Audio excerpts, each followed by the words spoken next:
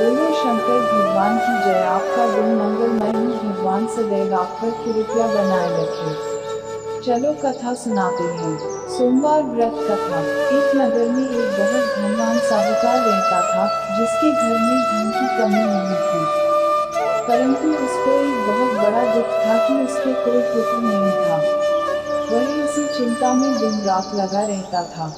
वह पुत्र की कामना के लिए प्रत्येक सोमवार को शिवजी का व्रत और पूजन किया करता था तथा सायंकाल को शिव मंदिर में जाकर के शिवजी के सामने दीपक जलाया करता था। उसके उस भक्तिभाव को देखकर एक समय श्री पार्वती जी ने शिवजी महाराज से कहा कि महाराज, वह साहूकार आपका अनन्य भक्त है और सदैव आपका व्रत और पूजन बड़ी श्रद्धा से करता है। इसकी मनोकामना पूर्ण करनी चाहिए।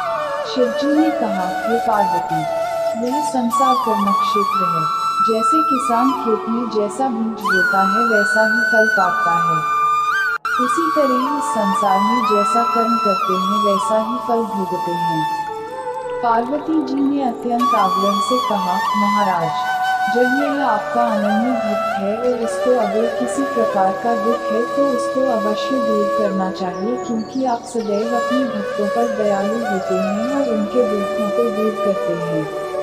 यदि आप ऐसा नहीं करेंगे तो मनुष्य आपकी सेवा तथा व्रत क्यों करेंगे। पार्वती जी का ऐसा आग्रह देख शिवजी महाराज कहने लगे, हे पार्वती, इसके कोई पुत्र नहीं है, इसी चिंता में यह अति दुखी रहता है। इसके भाग्य में पुत्र न होने पर भी मैं इसको पुत्र की प्राप्ति का वर देता हूँ, परंतु यह पुत्र केवल 12 वर्ष तक जीवित रहेगा। इसके पश्चात वह मृत्यु को प्राप्त हो जाएगा। हो जाने पर साहूकार ने स्त्री गर्भवती नहीं कर सकता। ये सब बातें साहूकार सुन रहा था। इससे उसको न तो साहूकार के घर में बहुत खुशी बनाई गई, परंतु साहूकार पहले जैसा 12 वर्ष की आयु जानकर अतिजय सन्नता प्रकट नहीं की और नहीं किसी को भी बताया। जब वह बालक 11 वर्ष का हो गया तो उस बालक की माता ने उसके पिता से विवाह आदि के लिए कहा, तो वह साहूकार कहने लगा कि अभी मैं इसका विवाह नहीं करूँगा, अपने पुत्र को काशी जी पढ़ने के लिए भेजूंगा। फिर साहूकार ने अपने साले अर्थात बालक के मामा को बुला करके उसको बहुत सा धन देकर कहा, तुम इस बालक को काशी जी पढ़ने के लिए ले जाओ और रास्ते में जिस स्थान पर भी जाओ यज्ञ तथा ब्राह्मणों को भोजन कराते जाओ। वह दोनों मामा भांजे यज्ञ करते और ब्राह्मणों को भोजन कराते जा रहे थे। रास्ते में उनको एक शहर पड़ा। उस शहर में राजा की कन्या का विवाह था और दूसरे राजा का लड़का जो विवाह कराने के लिए बारात लेकर आया था वह एक औख से काना था। उसके पिता को इस बात की बड़ी चिंता थी कि कहीं वर को देख कन्या के माता पिता विवाह में किसी प्रकार की अड़चन पैदा न कर दें। इस कारण जब उसने अति सुंदर सेठ के लड़के को देखा तो मन में विचार किया कि क्यों न दरवाजे के समय इस लड़के से वर का काम चलाया जाए।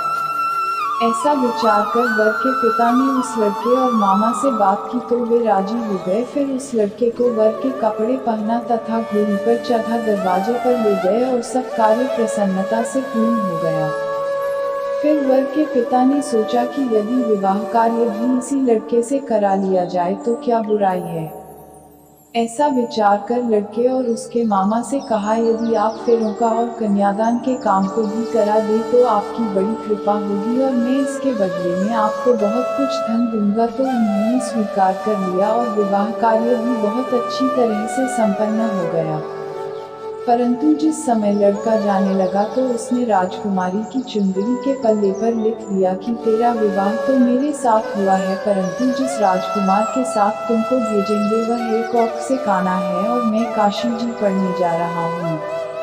लड़के के जाने के पश्चात उस राजकुमारी ने जब अपनी चुंदरी पर ऐसा लिखा हुआ पाया तो उसने राजकुमार के साथ जाने से मना कर दिया और कहा कि यह मेरा पति नहीं है, मेरा विवाह इसके साथ नहीं हुआ है, वह तो काशी जी पढ़ने गया है।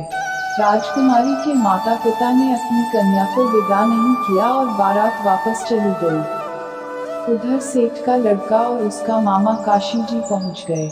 वहां जाकर उन्होंने यज्ञ करना और लड़के ने पढ़ना शुरू कर दिया।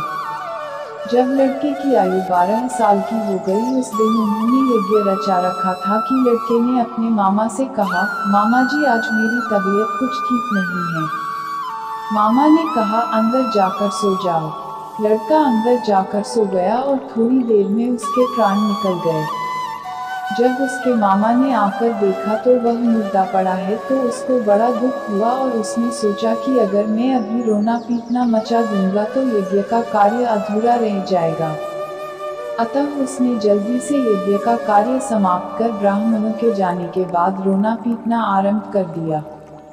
संयोगवश उसी समय शिव पार्वती जी उधर से जा रहे थे। जब उन्होंने जोर जोर से रोने की आवाज सुनी तो पार्वती जी कहने लगी, महाराज कोई दुखिया रो रहा है, इसके कष्ट को दूर कीजिए। जब शिव पार्वती ने पास जाकर देखा तो वहाँ एक लड़का मुर्दा पड़ा था। पार्वती जी कहने लगी, महाराज यह तो उसी सेठ का लड़का है जो आपके वरदान से हुआ था। शिव जी कहने लगे, हे पार्वती, इस बालक को और आयु दो नहीं तो इसके माता पिता तड़प तड़प कर मर जाएंगे। पार्वती जी के बार बार आग्रह करने पर शिवजी ने उसको जीवन वरदान दिया और शिवजी महाराज की कृपा से लड़का जीवित हो गया। शिवजी और पार्वती कैलाश पर्वत को चले गए। तब वह लड़का और मामा उसी प्रकार यज्ञ करते तथा ब्राह्मणों को भोजन कराते अपने घर की ओर चल पड़े। रास्ते में उसी शहर में आए जहां उसका विवाह हुआ था। वहां पर आकर उन्होंने यज्ञ आरंभ कर दिया तो उस लड़के के ससुर ने उसको पहचान लिया और अपने महल में ले जाकर उसकी बड़ी खातिर की साथ ही बहुत से दास दासियों सहित आदर पूर्वक लड़की और जमाई को विदा किया। जब वह अपने शहर के निकट आए तो मामा ने कहा कि मैं पहले तुम्हारे घर जाकर खबर कर आता हूँ। जब उस लड़के का मामा घर पहुंचा तो लड़के के माता पिता घर की छत बैठे थे और यह प्रण कर रखा था कि यदि हमारा पुत्र सकुशल लौट आया तो हम राजी खुशी नीचे आ जाएंगे, नहीं तो छत से गिरकर अपने प्राण खो देंगे। इतने में उस लड़के के मामा ने आकर यह समाचार दिया कि आपका पुत्र आ गया है, तो उनको विश्वास नहीं आया। तब उसके मामा ने शिफ्तपूर्वक कहा कि आपका पुत्र अपनी स्त्री के साथ बहुत सारा धन साथ लेकर आया है। तो सेठ ने आनंद के साथ उसका स्वागत किया और बड़ी प्रसन्नता के साथ रहने लगे। इसी प्रकार से जो कोई भी सोमवार के व्रत को धारण करता है अथवा इस कथा को पढ़ता या सुनता है उसकी समस्त मनोकामनाएं पूर्ण होती हैं। जल अर्पण का महत्व। सोमवार को शिवलिंग पर जल अर्पण का विशेष महत्व है। समुद्र मंथन से निकले हलाहल का पान करने से शिव का कंठ नीला पड़ा गया था। विष की उष्णता को शांत करने के लिए समस्त देवी देवताओं ने शिव पर जल अर्पण किया। तभी से जल अर्पण की परंपरा है। शिव की पूजा विधि। शिव की पूजा में जल, दूध, मधु, घी, पंचामृत, बेलपत्र, फूल, धतूरा, वस्त्र, चंदन, रोली, अक्षत, विजया, कमल गट्टा, पान, सुपारी, भोग, पंचमेवा चढ़ाया जाता है। कपूर, धूप, दिया से आरती की जाती है। मान्यता है कि सोमवार को दुग्ध चढ़ाने पर मनोवांछित फल प्राप्त होता है। चलो इसी में आरती सुनाते हैं। ओम जय शिव ओंकारा विभोरे शिव ओंकारा ब्रह्मा विष्णु सदा शिव ब्रह्मा विष्णु सदा शिव हरिगाने दारा। ओम जय शिव ओंकारा एकानन चतुरानन पंचानन राजे स्वामी पंचानन राजे हंसासन गरुड़ासन वृषवाहन साजे। ओम जय शिव ओंकारा। दो भुज चार चतुर भुज दस भुज अति सोहे स्वामी से भुज अति सोहे।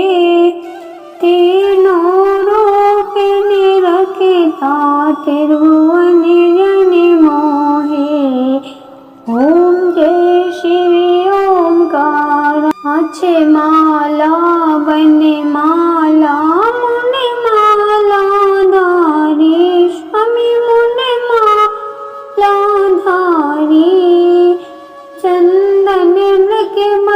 सोई, चंदन मृग मद सोई, बोले शिव त्रिपुरारी, ओम जय शिव ओंकारा। श्वेतांबर पीतांबर बागांबर अंगे, स्वामी बागांबर अंगे, सनिकादिक ब्रह्मादिक भूतादिक संगे, ओम जय शिव ओंकार। करके मध्य कमंडल चक्र त्रिशूल धरिता, स्वामी चक्र त्रिशूल धरिता, सुखी करता दुखी हरता, जगे पालन करता, ओम जय शिव ओंकारा।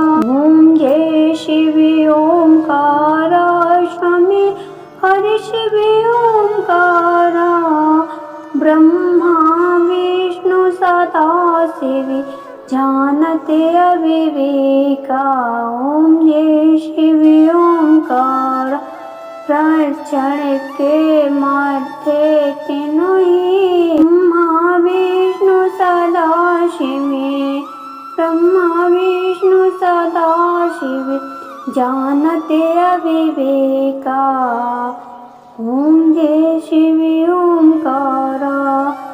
प्रचंड के मध्य तीनों तीनों ही एका, स्वामी एका, ओम जय शिव ओंकार। भुवन स्वामी जी की आरती जो कोई नर गावे, स्वामी जो कोई नर गावे, कहते शिवानंद स्वामी, बने वांछित फल पावे, ओम जय शिव ओंकारा। ओम जय शिव ओंकारा, प्रभु हरि शिव ओंकारा।